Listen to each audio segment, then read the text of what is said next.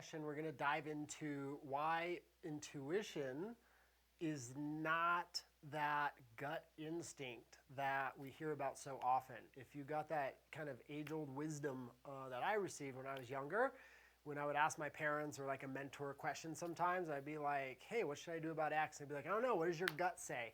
You know, I kind of have a translation for that today, which is they didn't know the answer, and so that was what they told you. Or they really thought that it would be supportive, but unfortunately, as it pertains to transformation and producing new outcomes, results for yourself, listening to your gut is actually going to hinder you from creating what you want in your life. It's not going to support you, and we're going to explain why here in this training session.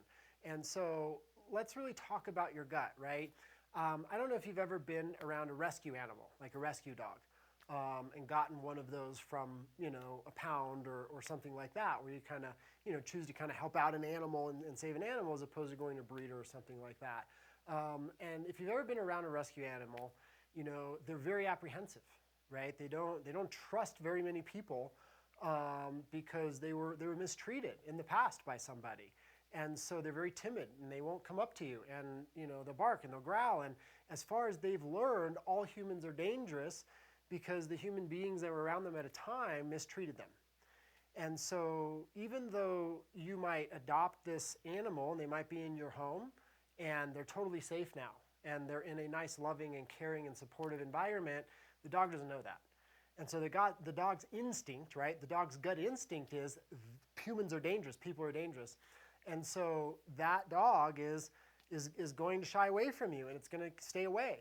Now, if you're patient, right, and you're kind to the dog, and you know you give them little treats here and there, and they warm up to you a little bit, and you give them the pets, and you chase ball with them a little, and then they learn, oh, this person's okay. This individual isn't going to hurt me, and this is actually kind of fun. This is actually a good deal. Like people can be great.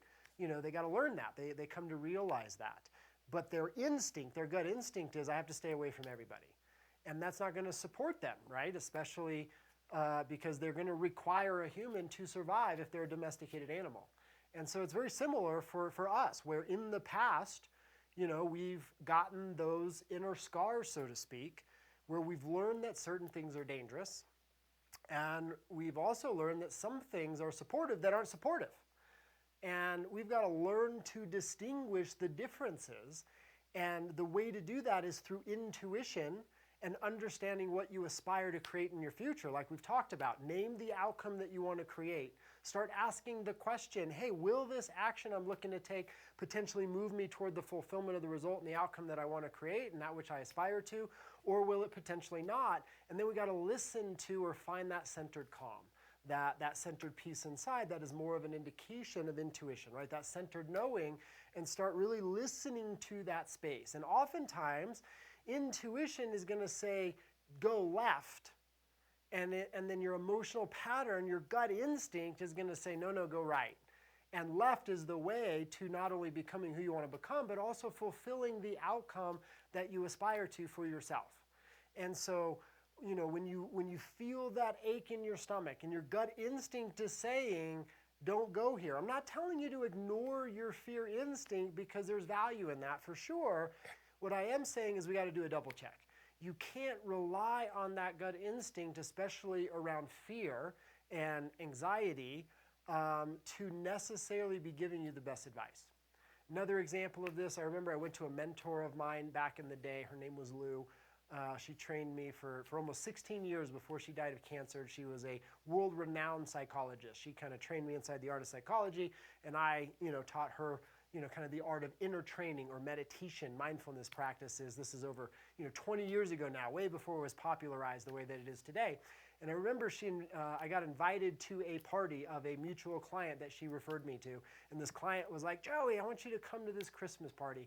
And I was a kid from Wichita, Kansas. I grew up with not a lot of money. We had enough to get by, and that was about it. And going to a party, you know, put on by a famous actress was so far out of my comfort zone, you know, I didn't even know what to do with myself. And I remember I sat down, and I remember I closed my eyes, and I was like, I'm going to connect to intuition to give me my answer. And I was really clear, I should not go to this party, right? And I remember I'm going to Lou, who, keep in mind, was in the background working out the strings to get me to the party because she knew it would be good for me to be there. And I went to her and I said, hey, I'm just, it's not who I am. It's not really my scene. I'm listening to my intuition and my gut tells me it's just not for me. That's not the place for me to go. And, excuse my language, but it's what she said. She was a 65-year-old, 68-year-old lady who literally looked at me and said, fuck your gut, Joey, your intuition. You're going to that party. And I was like, but I don't have a suit. I don't have any clothes. And she's like, well, let me take care of that. And she picked up the phone and called her daughter, who was then at Lou's office in less than 30 minutes. And next thing I know, she took me to some fancy department store and decked me out in a suit and a tie for the party. So then I felt obligated, like I had to go because they bought me these expensive clothes that I could never afford. And at that party, I left with like 20 new clients, and it started my career and led me to literally what I'm doing today. Before that party, I probably had a handful of clients, maybe 5 clients, 6 clients. Lou really advocated for me because she felt like I could make a difference for people, and she really wanted to support me.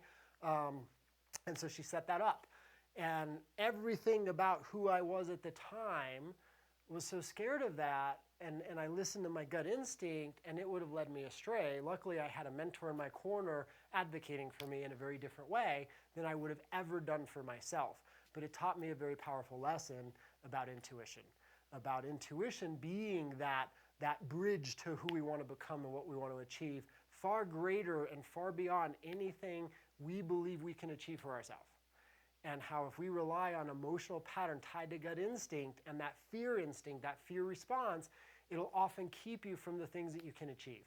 And so understand we all have those inner scars, like that rescue dog that has taught us to be afraid of things and shy away from things that we need to lean into in order to create the lives that we want. Another example of that, so many people, they want to build wealth, they want to make wealth, and they shy away from investing because they've lost money in the past. And so if you listen to your gut instinct and you never invest again, that's going to keep you from the wealth that you could build and the life that you could know. But you should listen to that fear instinct and go, okay, what did I learn from that loss? What do I need to do? How do I educate myself so that as I pursue my next step toward achieving the financial aspirations that I have, I do it in a way that's going to have me succeed this round, so I don't repeat the same mistakes from the past. So listen to your gut so you don't repeat the same mistakes from the past, but don't mistake it for intuition. Intuition is guidance toward the realization of who you want to become and the life you want to create. Gut instinct is always going to be connected to and tied to the emotional patterns from our past in some way, and so they can be good for recreating the past. But gut instinct is not great for the aspirations you have for your future. And so just start paying attention to that distinction as you move forward and go, do I feel a little something in my stomach? What does my instinct say here? Acknowledge it, but then always remember to double check that instinct with that question, hey, will this step take me to the life that I want to create? And can I see a practical bridge toward that? If you can't see it, don't do it. If it has a plausible opportunity, or it renders even if it's a remote possibility in the outcome happening, then you want to pursue that direction, even if it's uncomfortable, and oftentimes even more so when it's uncomfortable, because that's probably your nervous system saying change is in the direction of this action. It's probably the change you want, but change is always uncomfortable in the beginning until we normalize it, and then we thrive. And so enjoy. Hope you have an awesome day, and we look forward to seeing you in a future session.